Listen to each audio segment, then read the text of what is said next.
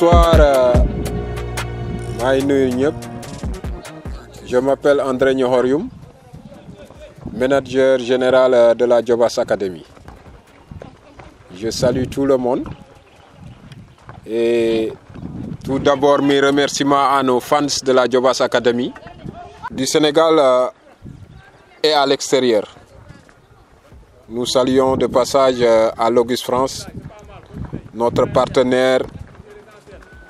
Nous saluons aussi tous nos encadreurs de loin et de près. Nous saluons aussi toutes les équipes de cette année et saluons dans l'ensemble toutes les personnes qui ont participé à ce tournant. Cette année, nous avons fait un tournant ici, dont nous sommes la zone 7 de CODEF. Donc nous sommes COSEF Jobas, dont 8 équipes ont participé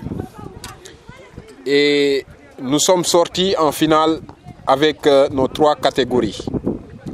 les U13, les U15A et les U15B. Et nous félicitons aussi nos braves jeunes qui ont marqué l'histoire de cette première année au COSEF Jobas. Nous saluons aussi de passage Mawasen, le président de COSEF Jobas. Bon, aujourd'hui nous sommes là à l'entraînement pour montrer aux gens le travail que nous menons et pour montrer aux gens les préparations des finales que nous aurons d'ici le 19 et le 20 juillet. Et voilà, nous invitons aussi tout le monde à venir de ces finales qui aura lieu ici au lycée de Babac. En tout cas, cette année, nous avons atteint les objectifs. Malgré toutes les difficultés que nous avons eues cette année, vraiment, on félicite bien les encadreurs et les enfants, quoi. Nous sommes très heureux aujourd'hui de montrer ce beau travail avec Coach Mawa, Coach Djibi, et voilà, qui font un excellent travail. La Jobas Academy, c'est une école de vie, en fait, où on apprend les enfants à jouer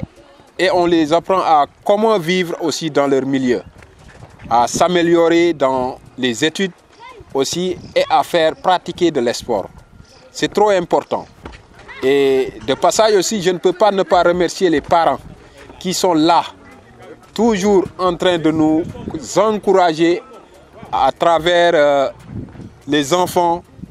qui sont là en train toujours de vraiment nous accompagner dans les activités.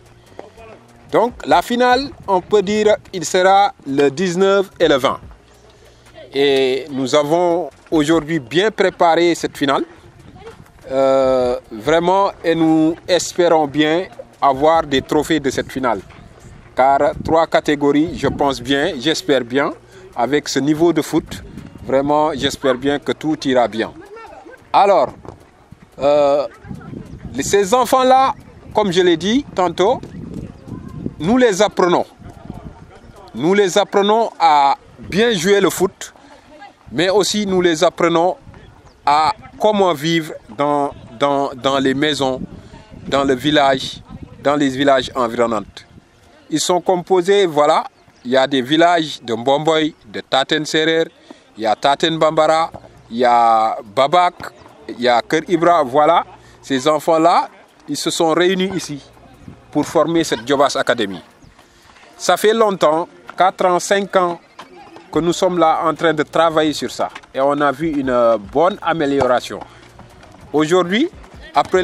demain, le samedi 12, nous partons dans les départementales. Nous allons jouer à Thiès, dans le CODEF Thiès pour les départementales. Donc aussi ça, c'est vraiment un succès pour nous. Un succès pour nous, comme l'année dernière. Et nous sommes fiers de ça. En tout cas, aujourd'hui, vous êtes venus pour qu'on montre aussi ce travail que nous menons. Ça fait 7 mois que nous sommes là avec ces enfants. Et donc, nous sommes trop contents pour ça. Et ça prend aussi notre temps de se jouir aussi. Voilà. Nous allons aussi remercier nos partenaires qui font tout pour nous, qui achètent voilà, les polos, tout ce matériel que vous voyez aujourd'hui, des ballons, des maillots. Vraiment, ils nous soutiennent, vraiment, ils font de leur mieux. Et nous remercions beaucoup Logis France de tout ce qu'il fait. Nous remercions de passage Daouda aussi, le président, qui n'est pas là cette année, mais qui nous suit de près et qui fait de son mieux aussi pour que la Diobass Academy puisse marcher bien. maa ngi nuyu ñëpp comme ni ma ko waxee lii suñuy xale yi la yoo xamante ne football rek lañ gëm te maa ngi invité ñëpp ci final yi boo xoolee suñu ñetti catégorie yi ñoo dem final tey jii dañoo ñëwoon pour préparation. Voilà, pour préparation finale bi aussi, mais pour préparation départementale le 12. Le samedi bii di ñëw dañoo war a dem Thiès pour jouer ji football à CODEF de Thiès. ñu ñëw ci préparation yi kontaan trop parce que gis nañ benn évolution ci xale yi gis nañ ne vraiment xale yi ñu ngi jéem te li may wax rek dañuy former ay xale. waaye dañuy former nit ñoo xamante ne bu ñu demee ëllëg aussi dinañ mën a dund bu sell ci voilà leur milieu quoi ak fi ñu mënti nekk donc en tout cas maa ngi invité ñëpp ci final yooyu ñëpp mën a ñëw ñu feete ko la finale c'est une fête donc boo xoolee U13 bi mu ngi taseek ak waa Tasset benn école de foot Tasset boo xoolee U15A bi mu ngi taseek ak Kisane Academy. boo xoolee aussi U15B bi mu ngi taseek ak les jeunes talents de Kër Ibra Fall donc yooyu noonu yëpp donc pour man résultat bu baax la te ñu ngi gërëm ñëpp encadreurs yi ñëpp ñoo xamante ne ay fans la vraiment ñu ngi gërëm ñëpp di jaajëfal ñëpp di invité ñëpp ci final boobu merci beaucoup à tout le monde merci beaucoup à nos partenaires merci beaucoup à ñëpp ñoo xamante ne jox nañ leen soutien aussi ñu ngi ñëw ba léegi pour soutenir la Diobass Academy. Parce que loolu foog ñu wax ko am na ñoo xamante ne à chaque fois bu ñu leen rappeler dañuy ñëw pour soutenir Diobass Academy ndax boo xoolee ay déplacements yi ñuy def des matchs normalement di nga am ay 8 matchs di nga déplacé wu Tasset di nga déplacé wu Kisane di nga dem fu ne donc c'est des déplacements et c'est payant donc am na ñoo xamante ne chaque jour ils sont là présents pour nous voilà soutenir dans ces dépenses donc ñu ngi leen di gërëm di leen remercier. di remercier tous les fans de la Diobass Academy et merci beaucoup à tout le monde. waaw maa ngi ñaax aussi les autorités di leen ñaax rek di leen wax ne tey jii Diobass bu demee ba am des écoles de foot tey jii normalement dañoo war a ñëw jàpp ci mais on voit une absence des autorités et loolu je pense pas que c'est normal ndax tey jii boo xoolee nawetaan bi. C'est des choses yoo xamante ne daa bari ay histoire daa bari ay affaire mais tey jii ñu ngi former ay xale pour au moins le futur kenn mën na ci dem peut-être dans des grands clubs mais aussi dina tax xale yi aussi mën a xam sport mën a am benn fair play donc autorités yi au niveau local vraiment surtout monsieur le maire ñu ngi koy ñaax aussi mu ñëw di xool xale yi parce que am na solo. Je pense que kuy pratiquer sport boo ñëwee ba xool xale yi daa am foo xamante ne di nga leen jàppale foofu mais malgré tout monsieur le maire vraiment am nañ manque ci moom manque bu bëri ci moom et nous voudrions vraiment mu ñëw jàppale ñu ci yooyu yëpp parce que c'est trop important ak yeneen autorités yoo xamante ne mën nañ jàpp pour vraiment cette bonne marche des écoles de foot. ndax école de foot yi aussi bari nañ te dañoo soxla aussi ñi leen jàppale boo xoolee da ngay gis école de foot day soxla ay bal du am ay bal loolu yëpp vraiment autorités yi nañ ci gën a jàpp ñu xam ne vraiment le Diobass c'est pour nous et nous jouons pour ce développement du sport merci beaucoup may ñaax ñëpp surtout ñooñu noonu autorités yi ñu gën a farlu ci école de foot yi quoi merci beaucoup. salaamaaleykum mbokki téléspectateur DSTV Teranga Sénégal ñu ngi nuyu ñëpp di jiital ci nuyoo bi des autorités de la localité à savoir sous-préfet di nuyu aussi le commandant de la gendarmerie de Noto di nuyu monsieur le maire de la commune de Noto muy monsieur Alioune Sarr di nuyu notable yi kilifa diine yi ak kilifa aada yi fi nekk ci localité bi yëpp di nuyu aussi nos amis sportifs savoir président USD et président de zone yoo xamante ne ñu ngi ci biir dëkk bi di nuyu aussi les présidents des écoles de foot yoo xamante ne ñu ngi biir Diobass di leen jaajëfal bu baax man maa ngi tudd Mawa Sène di chargé de l'administration de la Diobass Academy en même temps aussi di président de la COSEF Diobass waaw dañ fi ñëwoon tey présentation yi suñu école de foot muy Diobass Academy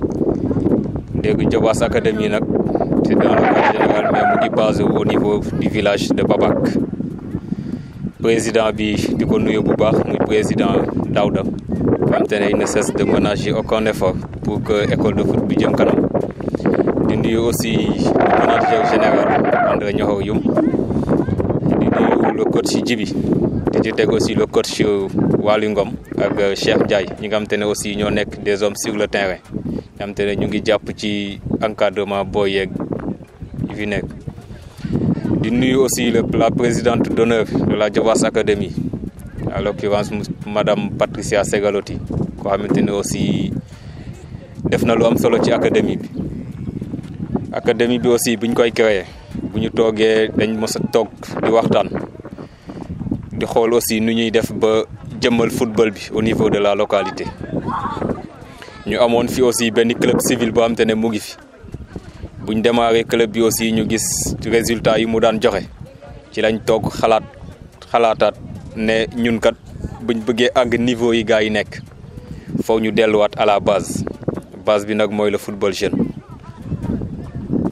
ci lañ toog bëgg a waxtaane projet bi ba ñu am benn partenaire Patricia bi ma tudd sànq muy présidente d'honneur académie bi mu laaj ñu ñaari question mooy lan moo leen manqué pour seen projet bii ngeen di xayma boobu ba léegi pour ngeen lancer ko ne ko ñun matériel de lañ amagul buñ ko nee matériel lañ amagul aussi pendant quelque temps mu régleel ñu matériel yu bëri ballon polo dossard ainsi de suite ak ay maillot ñu ne ñu léegi démarrer leen buñ démarrer aussi saison boobu dañ ko démarrer toog à l'interne ñu toog defar boy yi jàngal leen li nga xamante ne mooy les principes de base du football yu ñuy commencer buñ defee loolu aussi def saison fermé wu ci deuxième année bi aussi ci lañ programme génn adhéré ji aussi au niveau de la CODEF aussi di démembrement CONEF muy coordination nationale des écoles de foot CODEF di coordination départementale des écoles de football biñ fa bokkee aussi première année bi dañ ñëwoon pour jàngi si pour que aussi booy mën a découvrir xam ne aussi seeni morom kese la ñuy dajel foofu buñ demee aussi ñu def pour une première benn saison bu réussite bu am te ne am na réussite parce que au moins on était demi-finaliste en U15A nekkoon aussi de finaliste en U15B mais ñu xaw nu daan woon sur tapis vert bu ñu ñëwaatee aussi ci deuxième année bi ñu ñëw aussi avec des ambitions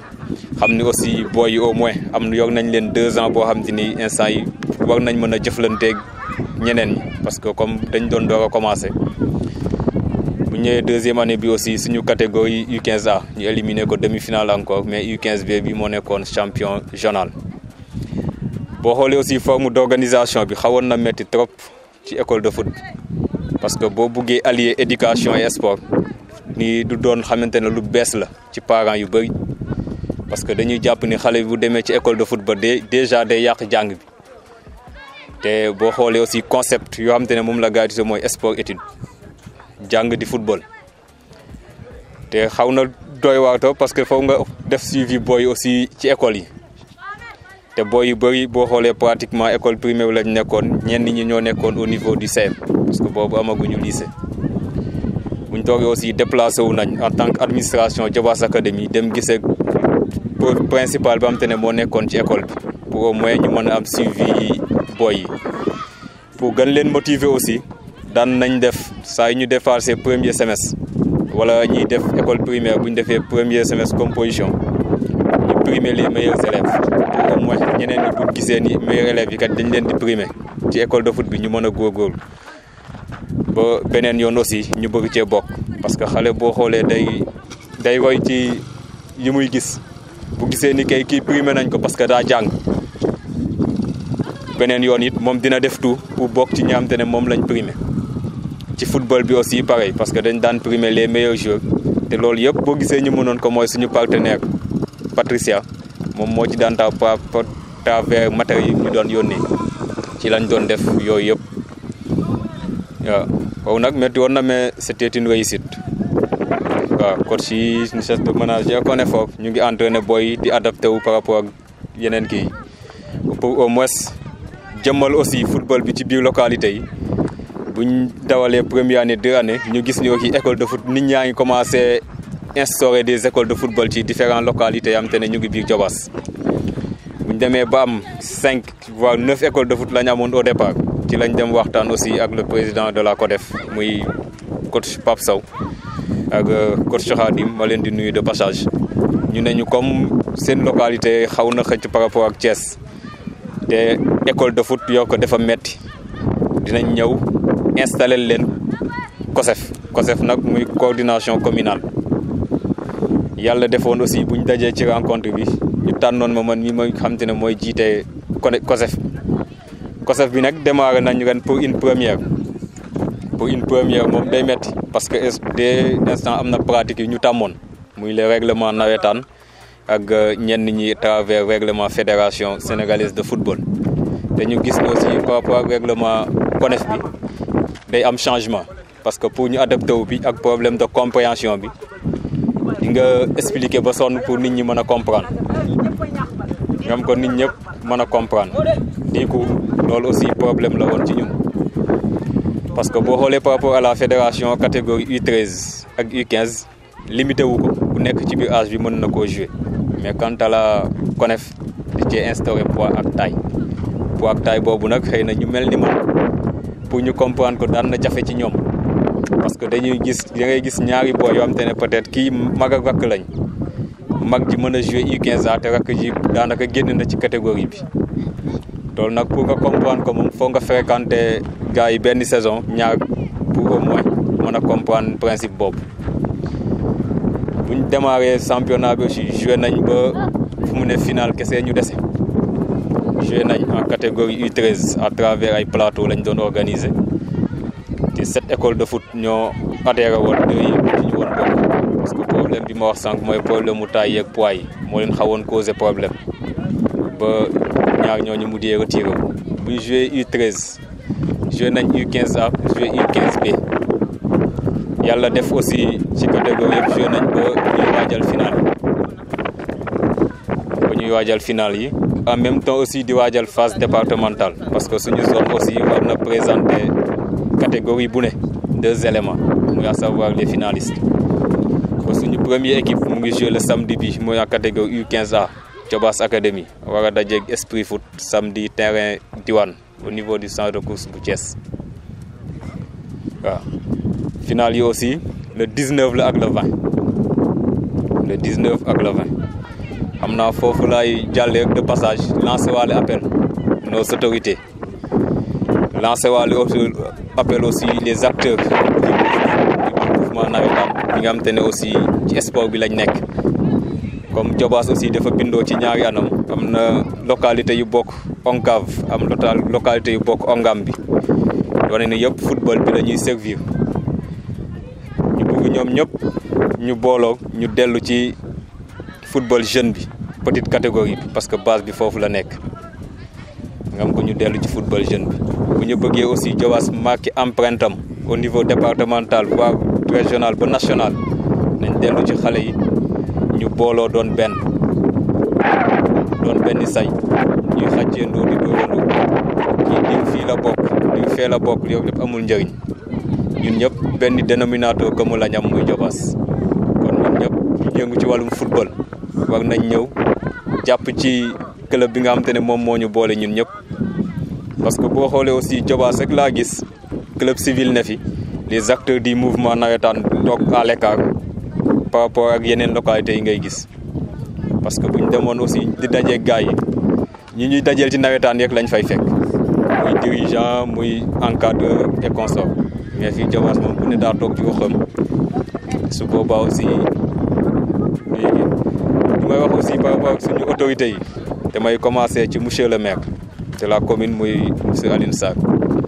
parce que jàpp naa ni ku ne football boo commencé wul ci xale yi moom boo bëggee commencé ci mag ñi daanaka da ngay échec. defe naa USD aussi frustration parfaite la ci côté boobu parce que dañ ñëw ci première année démarré ci senior dawal benn année gis nañ ni mu mujjee kanta buñ démarré woon ci suuf muy xale yi nga xamante ne moom lañ nekk nii ci base bi di ci liggéey ak ñoom war nañ orienté wu aussi jàppale école football yi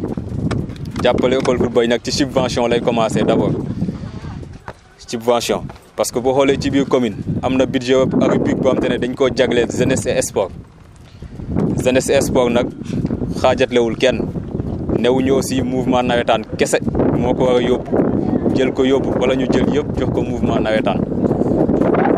te boo xoolee jeunesse et sport moom bokk na ci ñi nga xamante ne dañ leen reconnaître te bu ma juumul boo xoolee Diobass nu mu toll 118 villages munoo lim 5 ASC yu am récépissé am reconnaissance juridique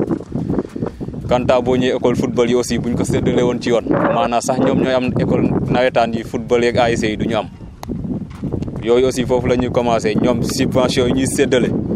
ñu xam ni jeunesse sport moo ko moom nañ ciy boole école de football yi à partir de maintenant parce que moom mooy yoon jeunesse la ñu wax ak sport mënoo jël ñi bàyyi ñële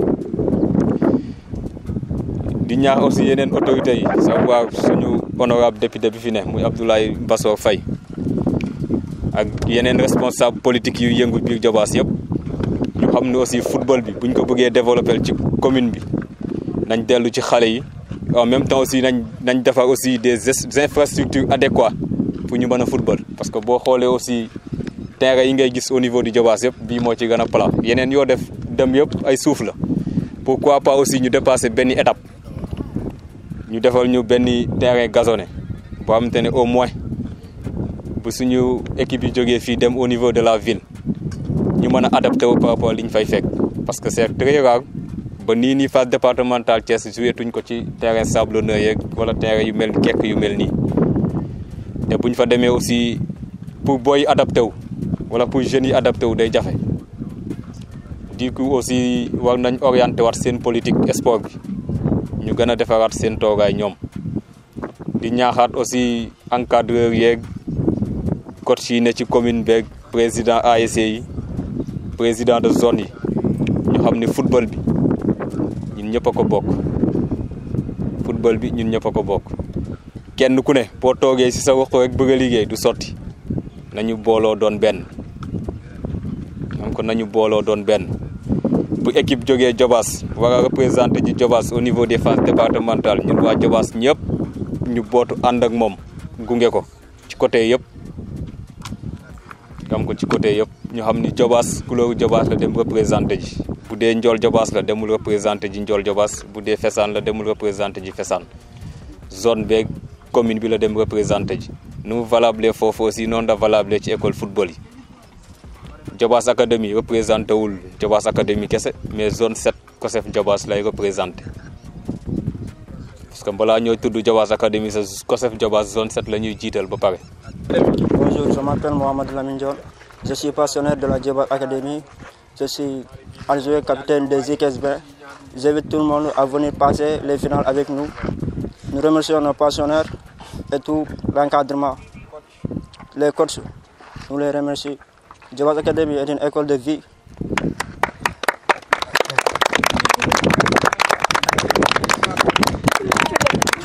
Comment ça passe l'ambiance? L'ambiance passe bien. Comment se passent les préparations? Les préparations, on passe les préparations bien. Nous ngi préparé moom. Instant yi moom ambiance baa ngi dox.